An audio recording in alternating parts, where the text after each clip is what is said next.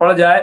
तो जनरल साहब मैं सबसे पहले आप ही से चाहूँगा कि थोड़ा से आप एक शुरू में कि क्या इस वक़्त की अपडेट और ऑब्जर्वेशन है, कैसे हालात को देख रहे हैं कि जब ईरानी डेलीगेशन पाकिस्तान पहुँचा, पाकिस्तान से ओमान गया, ओमान से फिर लौट करके वो पाकिस्तान आया है और यहाँ से मॉस्को जाएगा और आज सऊदी अरब और ईरान के दरमियान भी काफ़ी बातचीत हुई है, जो वहाँ के ऑफिशियल्स हैं। लेकिन सब कुछ हो रहा है, हमले नहीं रुक रहे हैं। लेबनान पे हमला जारी है, फिलिस्तीन पे हमला जारी है। तो सवाल ये है कि कुछ रुक नहीं रहा है और कल राशिद साहब ने कुछ बातें कही हैं, मैं उसको भी ले आऊंगा। लेकिन जनरल साहब, जी अस्सलाम वालेकुम मुमताज भाई, आपको और आपके पैनल पे बैठे दोनों साथियों को और सभी सुनने वालों को, और जय हिंद। जी मेरी आवाज आपको ठीक से सुनाई दे रही है?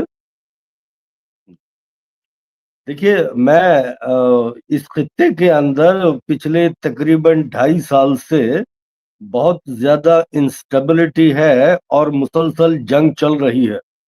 तकरीबन 2 साल से ज्यादा तो गजा के अंदर जंग चली, जिसमें कि हिजबुल्लाह भी शामिल था और बाद में हुतीज भी शामिल थे और ईरान का भी रोल रहा। लेकिन उस जंग के पार्शियल ही सीज फायर हम कहें, क्योंकि सीज फायर हिजबुल्लाह और हमास की तरफ से था, लेकिन इजराइल की तरफ से कभी सीज फायर नहीं हुआ। और जब ये सब सिलसिला वहां पे जारी था, अचानक जो ईरान के अंदर प्रोटेस्ट शुरू होते हैं, उसमें भी जो वेस्टर्न नेशंस थे, खासतौर से अमेरिका का था, उनका बहुत बड़ा रोल था ईरान की करेंसी और इकोनॉमी को कोलैप्स करने के लिए। वहां उन्हें एक अपॉर्चुनिटी दिखाई दी, जैसे आप बात कर रहे थे अभी, आपदा में अवसर।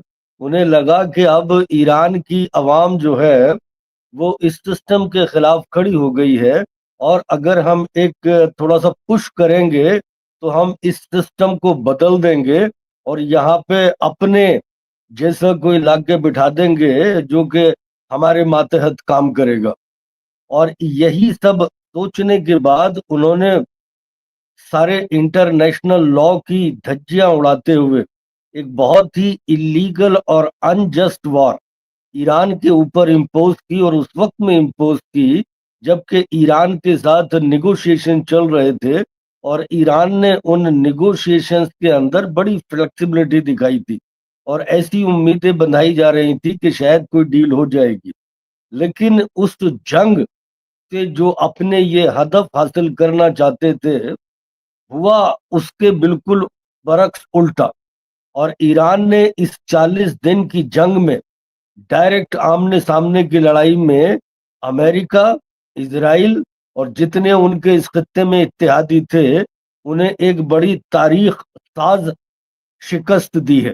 और ईरान की ये जो फतह है, जिसे पिछली बार भी हम आपसे डिस्कस कर रहे थे कि ऐसे हिस्ट्री में मोमेंट सदियों में आते हैं, तो मेरी नजर में ये एक ऐसा मोमेंट है जैसा मोमेंट फर्स्ट वर्ल्ड वॉर के बाद आया था, तकरीबन उसी तरह का ये मोमेंट है।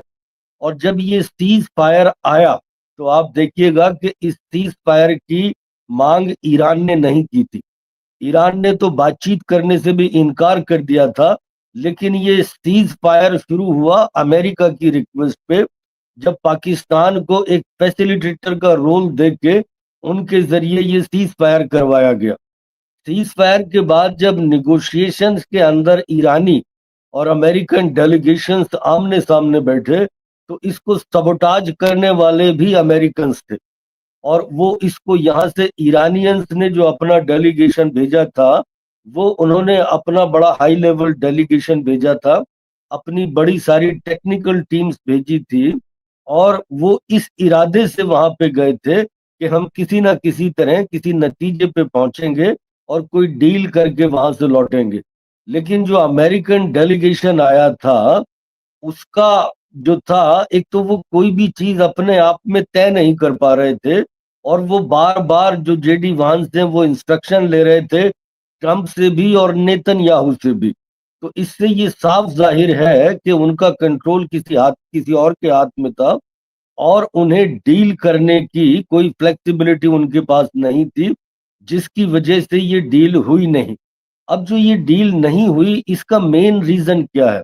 देखिए, जो रीजन हमारी समझ में आता है वो ये है कि अमेरिका इस जंग को हार चुका है, और हारने के जो नताइज हैं वो उनसे घबरा रहा है। वो अपनी इस हार को तस्लीम नहीं करना चाहता। अपने लोगों के सामने, इस जीसीसी कंट्रीज के जो हुक्मरान हैं उनके सामने, और जो बाकी दुनिया है जिसमें यूरोप और रेस्ट ऑफ द वर्ल्ड है, उनके सामने वो अपनी इस हार को तस्लीम नहीं करना चाहता, और ऐसी पोस्चरिंग कर रहा है, ऐसी मैसेजिंग कर रहा है, जैसे कि इस जंग से पहले, जो साल भर पहले तक वो अपने आप को जिस तरह की पावर समझते थे, आज भी वो उसी पोजीशन में है। एक तो वो इस तरह से बिहेव कर रहे हैं, और दूसरे जो आज की अमेरिका की पॉलिटिकल लीडरशिप है, या उनके जो सेक्रेटरी ऑफ डिफेंस हैं, या जो उनके बाकी दूसरे अपॉइंटमेंट्स हैं, उनमें इस तरह की कोई, जिसे कहना चाहिए कोई सोबराइटी या कोई इंटेलेक्चुअल ऑनेस्टी, इनमें किसी में ऐसी चीज नजर नहीं आती, और ये बड़े कंफ्यूजन का शिकार नजर आते हैं। कई बार तो ऐसा लगता है कि जिस तरह की ये बातें करते हैं, जैसे ये किसी डिल्यूजन के अंदर जी रहे हैं, और इसी वजह से अमेरिका किसी भी तरह से किसी, उनका माइंड क्लियर नहीं है कि हमें चाहिए क्या है वहां पे। तो इसीलिए वो बड़ी कन्फ्लिक्टिंग मैसेजेस आ रही हैं। लेकिन मेरी समझ से जहां तक ईरान का ताल्लुक है, ईरान बड़ा क्लियर है कि उसे इस निगोशिएशन से क्या चाहिए। अब आप देखिए कि अमेरिका ने ये जो नेवल ब्लॉकेड लगाया है हॉर्मुज स्ट्रेट के बाहर की तरफ, कि हम ईरानियन टैंकर्स को और शिप को नहीं निकलने देंगे, जाहिरी तौर पे उनका ये इरादा है कि ईरान के ऊपर प्रेशर बढ़ाया जाए इस निगोशिएशन के दौरान, ताकि उन्हें थोड़ा प्रेशर में लाके उनके साथ निगोशिएट किया जाए, जिससे कि ईरान ने साफ इनकार कर दिया है। और दूसरी चीज है कि देखिए, ये नेवल ब्लॉकेड जो है एक वॉर की तरह समझा जाता है। देखिए, इंटरनेशनल लॉ में it is considered a war. आप एक तरफ वॉर कर रहे हैं, दूसरी तरफ आप कह रहे हैं कि मैं आपसे निगोशिएट करना चाहता हूं, तो ये दोनों चीजें एक साथ नहीं चल सकती। और तीसरी चीज ये है कि देखिए, ईरान ने अमेरिका के सैंक्शन पिछले 47 साल से झेले हैं। अभी अमेरिका जब हार चुका है और कमजोर पोजीशन में है, वो कोई ऐसा ब्लॉकेड, ऐसा सैंक्शन, ऐसी हिकमत अमली आज उसके पास नहीं है जिससे वो ईरान को कंपेल कर सके। इसीलिए जो ईरानी डेलीगेशन है, अब उन्होंने क्या किया है कि जो इस खत्ते के मुल्क हैं जो मैटर करते हैं, देखिए ओमान ईरान के लिए बड़ा मैटर करता है। ये जो स्टेट ऑफ हॉर्मुज है, ये ईरान के और ओमान के बीच से होके गुजरता है, और इंटरनेशनल लॉ में ये रिकॉग्नाइज्ड है कि जो टेरिटरी, लिटोरल स्टेट मतलब वो स्टेट जो समुद्र के किनारे हैं, उनकी लिटोरल जो वो बॉर्डर है, वो 12 नॉटिकल माइल्स जो सी है वहां तक उनका नेचुरल बॉर्डर एक्सटेंड करता है। तो अगर आप इसे स्टेट ऑफ हॉर्मुज को देखें, ये 21 नॉटिकल माइल्स चौड़ा है ओमान के और ईरान के बीच में। तो एक तरह से अगर देखा जाए 12-12 नॉटिकल माइल्स, तो ये ईरान और ओमान का एक इंटरनल वाटरवे है, ना कि कोई इंटरनेशनल वाटरवे जहां पे फ्री पैसेज दिया जा सके किसी को भी। और मैं एक बार पढ़ रहा था कि 1974 के अंदर भी ईरान के और ओमान के बीच इस तरह का डिस्कशन हुआ था कि इसे स्टेट ऑफ हॉर्मुज को इस नजरिए से देखें कि इसे इंटरनल हम अपना वाटरवे माने, और यहाँ से जो शिप्स और टैंकर्स गुजरते हैं उनके ऊपर हम कोई फीस चार्ज करें। तो अभी अगर आप देखेंगे कि ऐसी पॉसिबिलिटी है कि अमेरिका के पास आज ये पावर नहीं है कि वो ईरान से स्टेट ऑफ हॉर्मुज को खाली करा सके, या उसमें दुनिया में किसी और को फ्री पैसेज दे सके इस खित्ते में। इसीलिए जो ईरानी डेलीगेशन है वो ओमान गया था, उसके बाद पाकिस्तान, पहले पाकिस्तान गया, फिर ओमान आया, फिर पाकिस्तान गया, और उसके बाद वो मास्को जाएंगे। तो ये जो सारे इनके डिप्लोमेटिक मूव्स हैं, वो इस तरफ इशारा कर रहे हैं कि इस रीजन के जो ये मुल्क हैं, इनमें तुर्की है, कतर है, सऊदी अरब है, रूस है, पाकिस्तान है, ओमान है। और पाकिस्तान जो भी अपना कदम उठाता है वो चाइना को कॉन्फिडेंस में लेके उठाता है, क्योंकि उनके रिश्ते जिस तरह के हैं वो उन्हें हमेशा अपने साथ लूप में रखते हैं जो पाकिस्तानी है। तो इस खित्ते के जो ये पावर्स हैं, ये सेंट्रल एशिया के और वेस्ट एशिया के, ये आपस में एक दूसरे से बातचीत कर रहे हैं और ये निगोशिएट कर रहे हैं। और इस सारी पिक्चर से अमेरिका बाहर। अगर आप देखेंगे कि इस तस्वीर में अमेरिका कहीं नजर नहीं आता, और अगर आप थोड़ा सा और गौर करें तो अमेरिका का इस खत्ते से लेना देना क्या है। वो यहाँ तो उनका बॉर्डर है नहीं। वो तो यहाँ पे अपने, जब उनके पास पावर आई सेकेंड वर्ल्ड वॉर के बाद या उसके बाद, जो गल्फ वॉर हुई थी 1973 की वॉर के बाद या 1991 की वॉर के बाद, इन्होंने एक तरह से अपनी मिलिट्री बेसिस के जरिए और अपने पेट्रो डॉलर के जरिए इस खत्ते में अपने कदम पूरी तरह से जमा लिए थे। आज उनके वो कदम उखड़ चुके हैं और अब उनके पास ऐसी कोई ताकत नहीं है कि वो उन्हें जमा सके। आज नहीं या तो कल, लेकिन धीरे धीरे उन्हें इस खत्ते से वापस जाना पड़ेगा। और उनके इस खत्ते से वापस जाने का मतलब है कि इजराइल उसी तरह से कमजोर बनेगा, क्योंकि ये जितनी मिलिट्री बेसेस थी ये यहाँ के हुक्मरानों को तो प्रोटेक्ट करती ही थी, लेकिन इन सब से ज्यादा ये इजराइल को प्रोटेक्ट करती थी। अगर ये बेसेस यहाँ से जाएंगी, अमेरिका यहाँ से जाएगा, तो जो इजराइल का प्रोटेक्टिव शील्ड है वो उतना ही कमजोर पड़ेगा।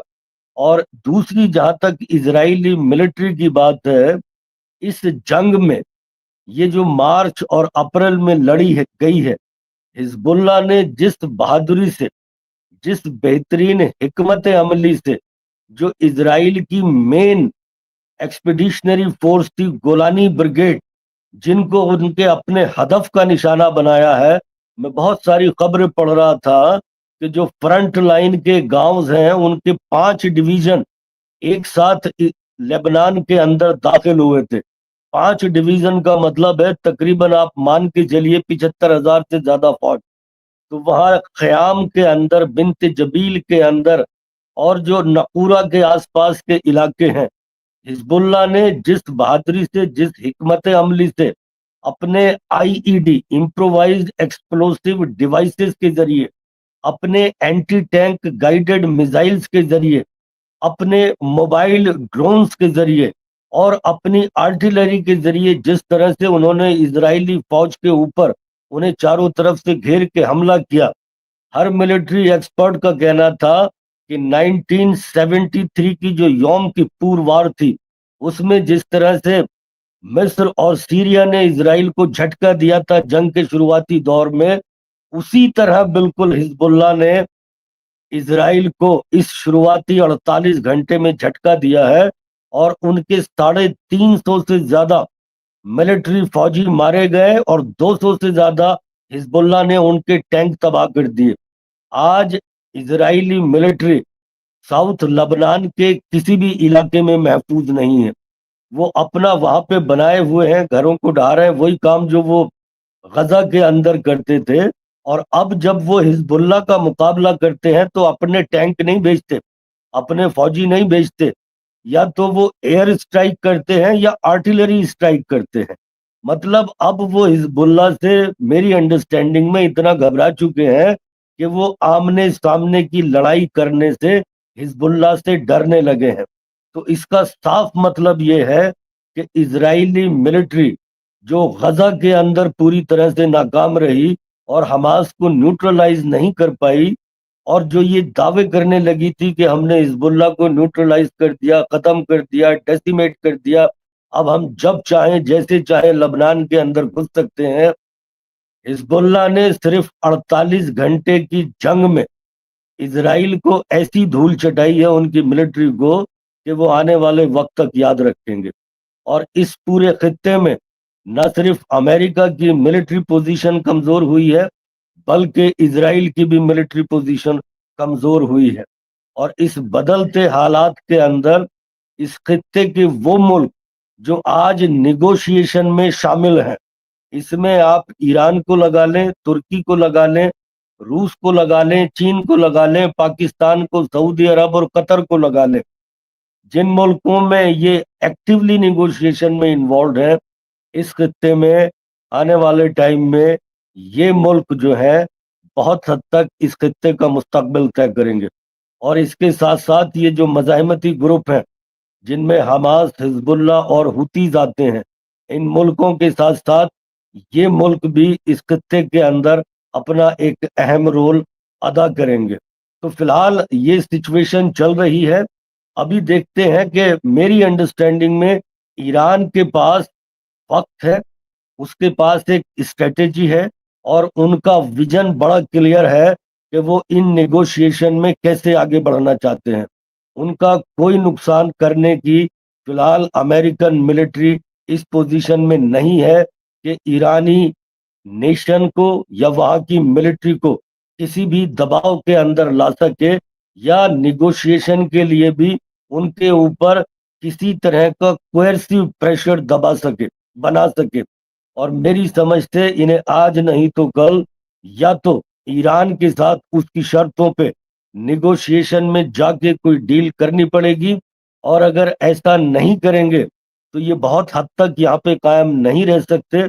और बहुत मुमकिन है कि जैसे कि इनकी नेचर है कि ये झूठ बोल के ये कहें कि साहब हम तो जीत गए, हमने अपने सारे हदफ हासिल कर लिए, हमें तेल की यहाँ कोई जरूरत नहीं है, जिसे तेल चाहिए वो आके स्ट्रेट ऑफ हॉर्मुज खुलवा ले और हम तो यहाँ से वापस जा रहे हैं। ये सारी पॉसिबिलिटी, जिस तरह की काम उनकी लीडरशिप कर रही है, उसे देख के ऐसा लगता है फिलहाल जो इन्होंने अपनी पोजीशन बना रखी है ब्लॉकेड के साथ, प्रेशर के साथ, ईरान के साथ निगोशिएट करने वाली, वो मेरी नजर में अनसस्टेनेबल है और वो बहुत ज्यादा दिन तक काम कर नहीं पाएगी। या तो ये खित्ता बिना अमेरिका के ही किसी ऐसे स्ट्रेटेजिक डील पे पहुंच जाएगा जहां पे अमेरिका की फौजों की या उनके अड्डों की ना ही जीसीसी को और ना ही किसी और को इस खित्ते में जरूरत पड़ेगी। तो ये सारी पॉसिबिलिटीज हैं। अब देखते हैं कि देखिए सिचुएशन किस तरफ मूव करती है। मुझे अभी भी लगता है कि ईरान बड़ा क्लियर है अपनी स्ट्रेटेजी में, अपनी डिप्लोमेसी में, और सारे कार्ड्स उनके हाथ में है कि उन्हें अब निगोशिएशन में क्या चाहिए। सिर्फ जो कंफ्यूजन और कन्फ्लिक्ट दिखाई देता है वो अमेरिका की तरफ से दिखाई देता है। तो फिलहाल हमारा ये इनिशियल असेसमेंट है जो अभी यहाँ पे इस खत्ते में सिचुएशन चल रही है। जी मुमताज।